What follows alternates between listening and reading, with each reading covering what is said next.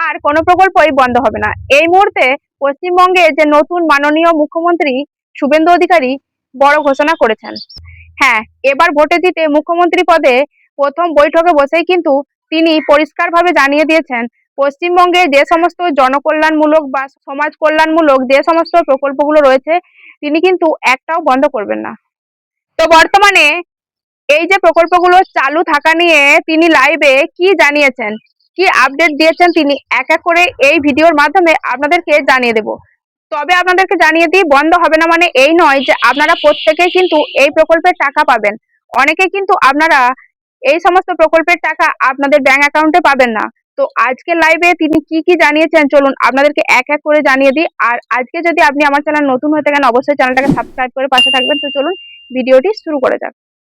চালু থাকা সামাজিক প্রকল্প সে 30 বছর আগের হতে পারে, 10 বছর আগের হতে পারে, কোনো সামাজিক প্রকল্প আমরা বন্ধ করছি না, কিন্তু ট্রান্সপারেন্ট স্বচ্ছতার সঙ্গে সেগুলো হবে। কোনো মৃত ব্যক্তি তিনি কোনো সামাজিক প্রকল্পের সুযোগ পেতে পারেন না। কোনো অভারতীয় তিনি ভারতের কোনো প্রদেশ বা জাতীয় সরকারের কোনো বেনিফিট তার পাওয়া উচিত নয়। কি ভান্ডার পেতেন তারাই কি অন্নপূর্ণা ভান্ডারে এনলিস্টেড হবেন, নাকি সেক্ষেত্রে আরো অন্য কোনো ভাবে কিছু এন্ট্রি বা কাট আপ হবে? না, তারাই হবেন এবং এক্সট্রা যারা পেতেন না তাদেরকেও অফকোর্স ইনক্লুসিভ করা হবে। এবং আমরা কোনো আগের সরকার বা তার আগের সরকারের দেওয়া কোনো যোজনা মাননীয় মুখ্যমন্ত্রী বলেছেন আমরা বন্ধ করছি না, সেগুলো সব চালু হবে, মানে সেগুলো সব চলতে থাকবে।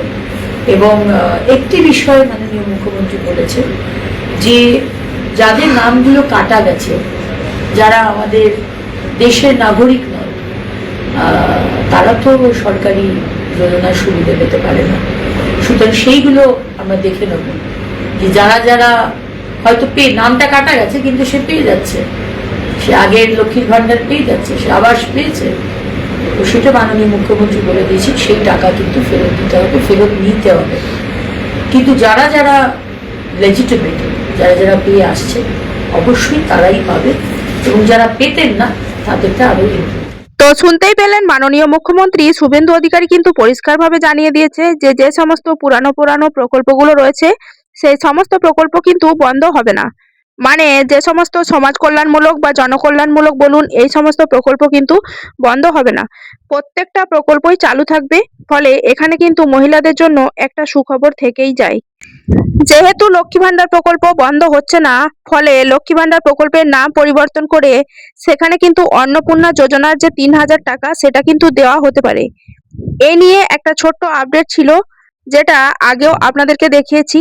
তবে দেওয়ার কিন্তু একটা বড় সম্ভাবনা রয়েছে, তবে পুরোপুরিভাবে বলবো না, কারণ যেহেতু এখনো পর্যন্ত গাইডলাইন আসেনি বা ফাইনাল কোনো আপডেট আসেনি, তাই আরো কয়েকদিন অপেক্ষা করতে হবে। এখনো পর্যন্ত কোনো নতুন আপডেট আসেনি, যখনই নতুন কোনো আপডেট আসবে অবশ্যই সেটাও আপনাদেরকে জানাবো। যদি আবেদন হয়, কিভাবে আপনারা আবেদন করবেন, কি কি কাগজপত্র লাগবে, এই সমস্ত কিছু নিয়ে একটা ভিডিও আমাদের রয়েছে, যদি আপনারা চান দেখতে পারেন। তবে এই মুহূর্তে একটা সুখবর রয়েছে, যেহেতু কোনো প্রকল্পই বন্ধ হচ্ছে না, ফলে এই সমস্ত প্রকল্পগুলোই কিন্তু ওই প্রকল্পে কাজে লাগানো হতে পারে। আর অন্নপূর্ণা যোজনা নিয়ে যদি আপনার কোনো মূল্যবান মতামত বা মন্তব্য থেকে থাকে অবশ্যই কমেন্ট বক্সে লিখে জানাবেন। আর যদি ভিডিও ভালো লাগে অবশ্যই লাইক, কমেন্ট, শেয়ার করে পাশে থাকবেন। ধন্যবাদ।